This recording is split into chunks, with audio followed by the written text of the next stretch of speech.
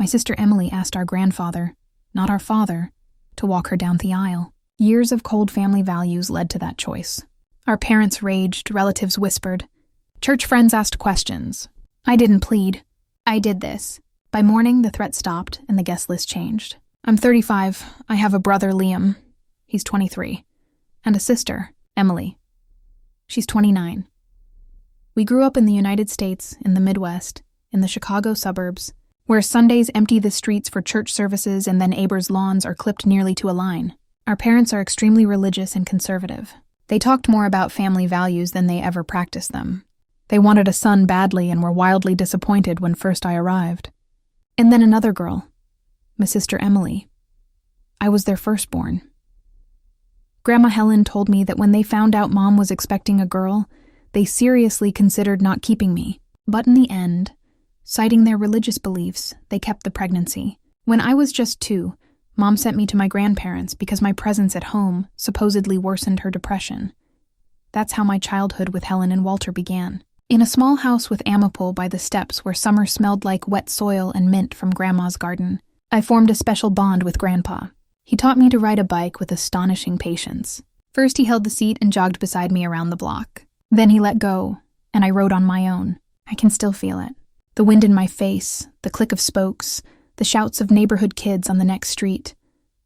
Those lessons weren't just about balance.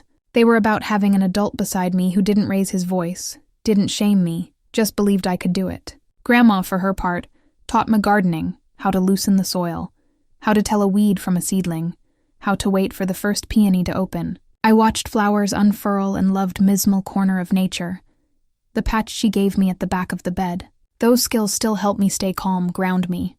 Literally.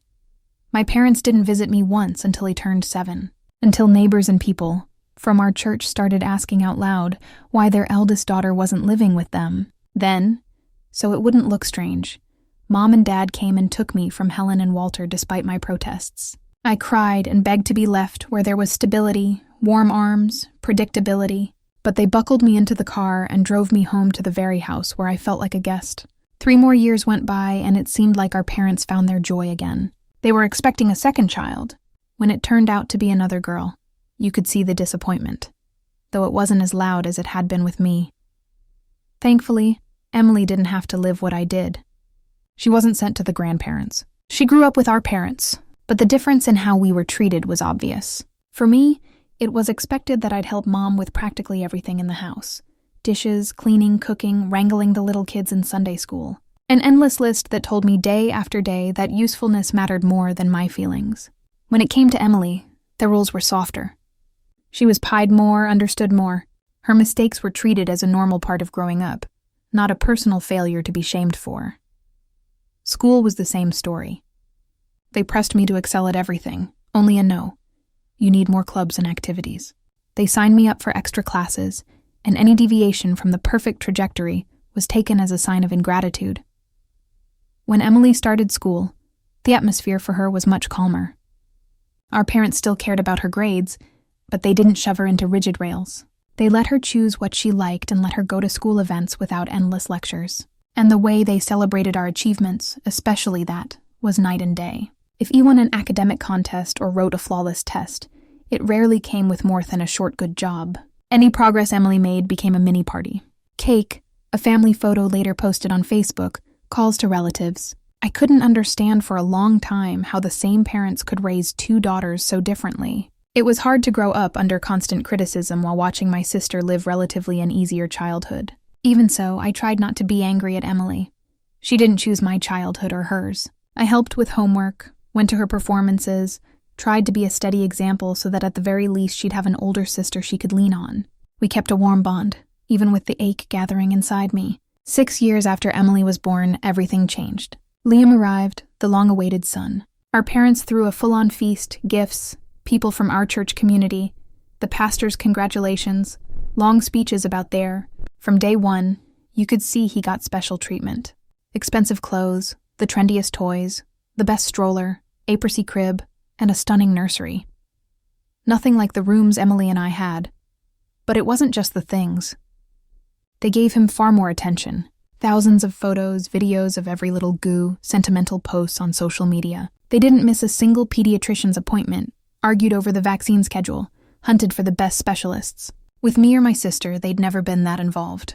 The inequality didn't fade as Liam grew. He was excused from chores we did by default. Let the girls take out the trash. Let the girls load the dishwasher. Let the girls mow the lawn. Liam has to get to his tutor. His birthdays became grand productions with pricey gifts, balloons, and rented venues. Emily and I felt second class beside all that. To be honest, I was used to it by then. For Emily, it was her first head-on collision with what I'd lived through, and it hurt. We ran to Grandma and Grandpa's even more, like to a shelter. Countless days in their garden, evenings by the fireplace, long talks about fears, dreams, and how heavy home felt. Grandma always told us, "You're not alone, you have us." When I hit my teens, my parents slapped a rebel label on me, just because my views didn't match their church dogma and political slogans. If I tried to explain my position, Mom would start crying and say I was driving her up the wall. If I showed sadness oranger near her, she'd snap, scream, then disappear from contact for hours, as if I didn't exist in the house. When Emily got older and began to show her own mind, she developed anxiety. For years, Mom refused to take her to a specialist. "You don't need that. Pull yourself together."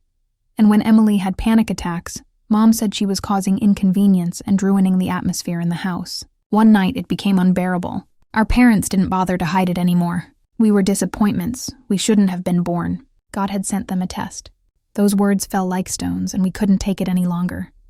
Feeling lost and hurt, Emily and I packed bags and drove to Helen and Walter's to the house that smelled like mint and fresh cookies in the evenings. Our parents found out fast where we were, and by morning they were on Grandma's porch. They demanded we come back immediately. For the first time in a long while, Grandma spoke to them hard, asked how they'd explain what was happening at home, why they treated their daughters that way. Dad, eyes down, muttered that he provided food and a roof. And what more did we want? And then Grandpa, calm, even event-tempered Walter, raised his voice for the first time. He told my father he should be ashamed of how he treated his children, and he added, if our father did anything again that harmed us, he would call Child Protective Services, CPS. That genuinely scared them.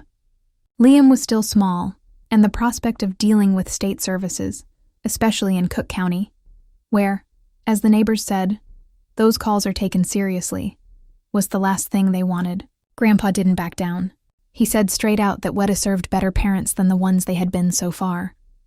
And I can still see him turn to my mother and say, "You're my daughter, but I never treated you the way you treat your children." My mother's face flushed in red patches. She was ashamed.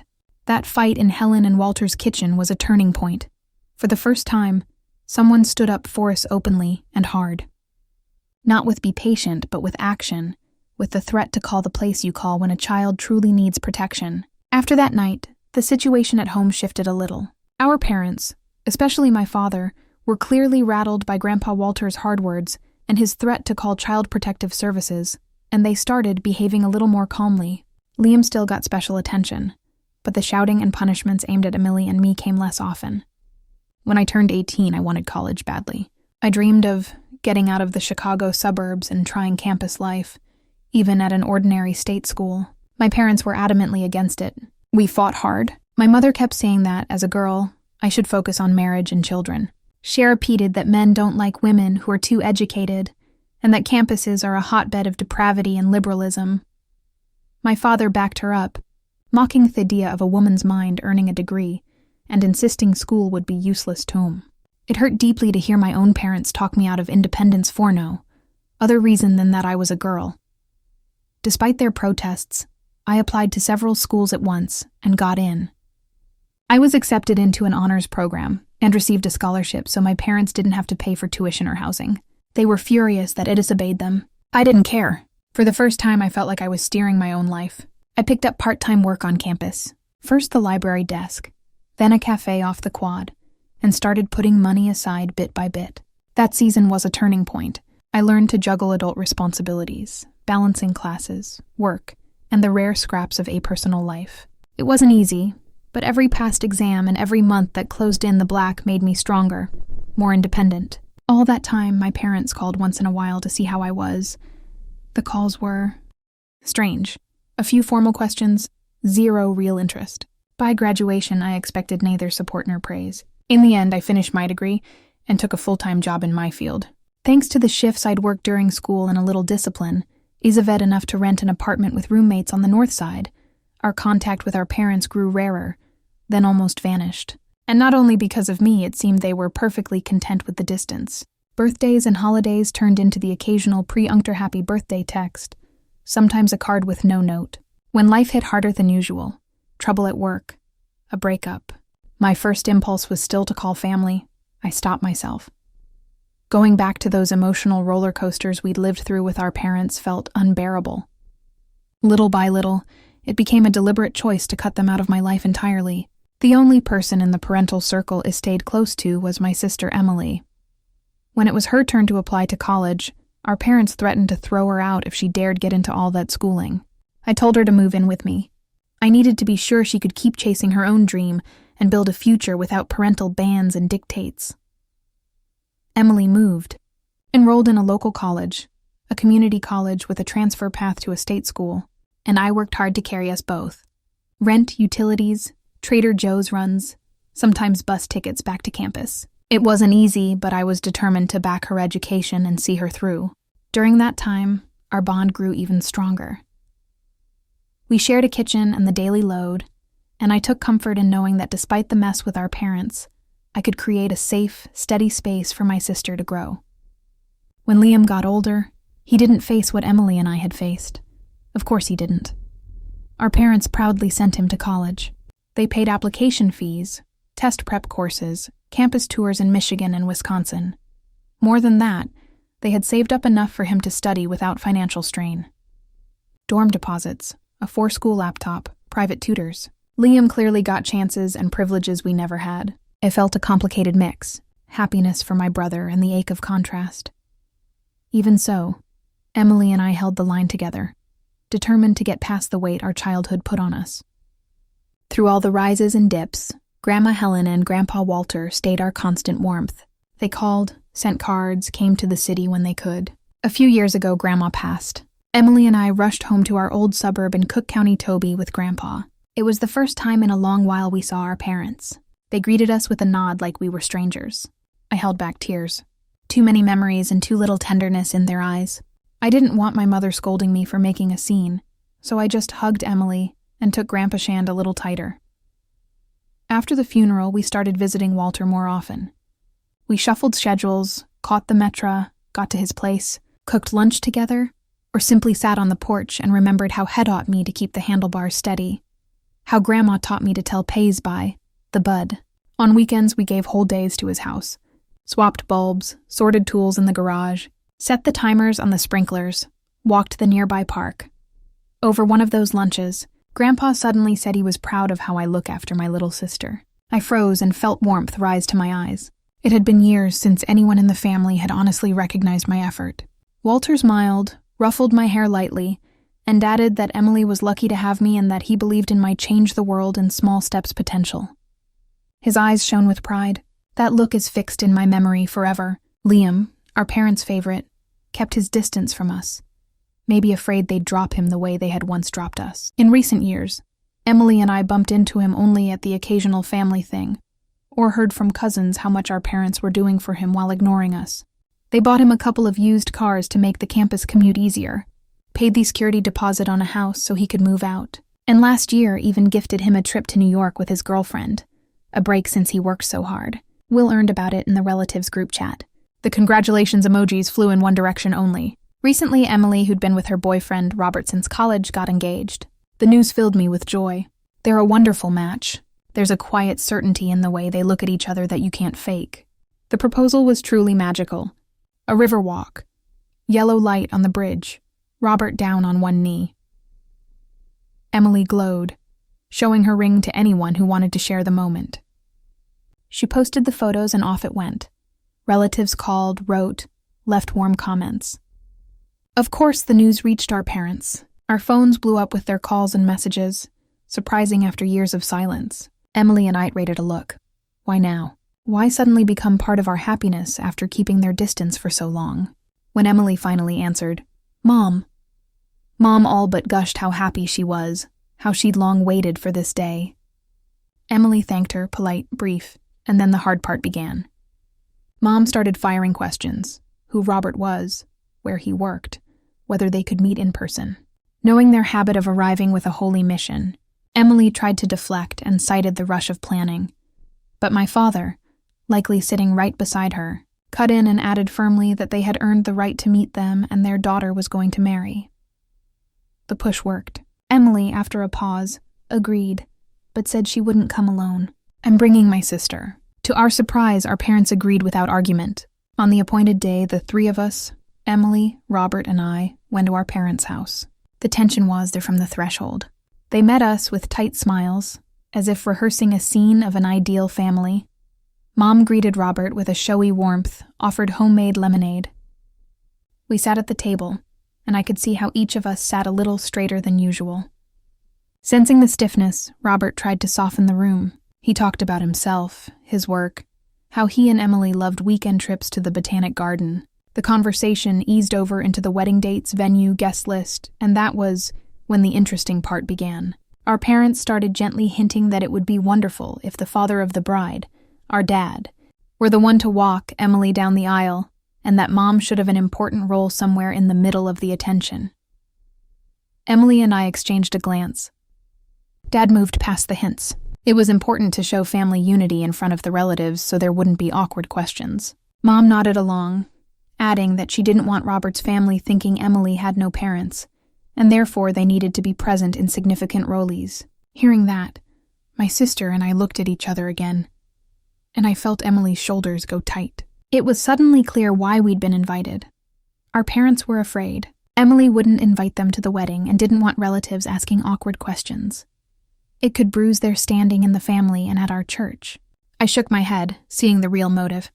Emily thanked them politely for the offer, then said, calm and even, that she had already decided who would walk her down the aisle. My father, curious and gently performative, asked whom she had chosen for such an important role. Emily smiled, steady. "Grandpa Walter will walk me down the aisle." For a second, they froze, their faces not quick enough to hide the shock. Expectation flipped to anger, hard to accept that their daughter had chosen her grandfather over them. The familiar pressure began. "Mom, sweetheart, by tradition. The father walks the daughter down the aisle. You can't break tradition." "Emily, you know, Mom, I don't care about tradition when there's nothing behind it. I want Grandpa to be part of this moment. He was there when you both forgot you had daughters. You can come out of the wedding, but as guests, like dearest of the relatives." Dad pressed his mouth into a line. "You can't just push us aside. We're your parents." I laughed out loud. They hadn't expected that. Looking my father in the eye, I said, "You and Mom forgot you were parents a long time ago. For years. You treated us like excess. You have no right to demand that Emily listen to you." The words landed hard. He bristled. My mother flushed. But Emily stood firm. "You don't get to declare parental rights after ignoring us for years." I added, "Actions have consequences. You don't get to rewrite the past." Emily drew the line clearly. The tension had been building for weeks before the talk finally happened. Emily had decided her wedding would look different. Calm, honest, free from the power plays that had marked our childhood. Our parents didn't take that well. When she said they could come as guests, not hosts, their faces turned cold. She spoke gently but firmly. Their role at the wedding would be like any other guests. They could attend if they wanted, but they wouldn't control anything. The room went still. Dad's jaw tightened. Mom's voice wavered between guilt and accusation. The meeting ended on a bitter note, but Emily didn't back down. When we stepped out of that house, I felt two emotions fighting inside me. Pride, because my sister had finally drawn the line, and sadness, because our parents still couldn't see how their choices had driven us away. The next few days brought a flood of calls, long messages filled with guilt and outrage. Relatives joined in, saying we were cruel for denying a father his right to walk his daughter down the aisle. But we stayed silent. No explanations, no arguments. Sometimes silence is the only answer that keeps your peace intact. Then, as the engagement news spread through family chats, something softer came into focus. Among all those messages about betrayal and tradition, there was one person who truly mattered: Grandpa Walter. He already knew about Emily's engagement because she'd called him the same day Robert proposed. He was the first to congratulate her, but we hadn't yet told him the part that mattered most: that she wanted him, not our father, to walk her down the aisle. We agreed to tell him face to face and see his reaction for ourselves. That weekend we drove out to his quiet suburb, the one with the white porch and the apple tree he still tends every morning. On the way, our phones kept buzzing, angry texts from our parents, accusations that cut deeper than they realized. Dad had even gone as far as writing Robert directly on Facebook, demanding that he bring his fiancée to reason, because a man should take things in hand. He ended with a threat. If Robert allowed this, he and Mom wouldn't attend the wedding. Robert's reply was short, calm, and perfect. "My fiancée will do what she wants. I support her fully. Whether you attend is your choice." I could almost picture Dad's face reading that, the disbelief, the frustration. He had expected obedience, not quiet strength. And for the first time, I smiled thinking about it. The road to Grandpa's felt shorter than ever. We were buzzing with nerves and excitement. When we arrived, he was waiting on the porch with 3 glasses of lemonade already set out. The afternoon was warm and still. We talked about little things: the weather, the garden, the new neighbors, until Emily took a deep breath. Her hands trembled slightly as she said, "Grandpa, I want to ask you something important. Please walk me down the aisle. You've always been there for me. I can't imagine anyone else doing it." Walter's eyes filled instantly. For a long moment he said nothing, then stood and wrapped Emily in the kind of hug that speaks a lifetime of love. "It would be my greatest honor," he said, voice thick with emotion. I felt my throat tighten. The 3 of us stood there together, like we had so many years ago, when Grandma Helen would call us in from the yard for dinner. We told him about the fight with our parents and Dad's message to Robert. Grandpa only smiled gently and said, "Let your mother try to make a scene if she wants. I'll handle it." Nothing stopping me from walking my granddaughter down that aisle. Emily exhaled, the tension leaving her shoulders at last. We spent the rest of the day helping him tidy the garage, checking the smoke detectors, and making a grocery list. When we left, I hugged him tighter than I had in years. He had always been the steady anchor in our messy family sea. Weeks passed, and the wedding preparations took over everything.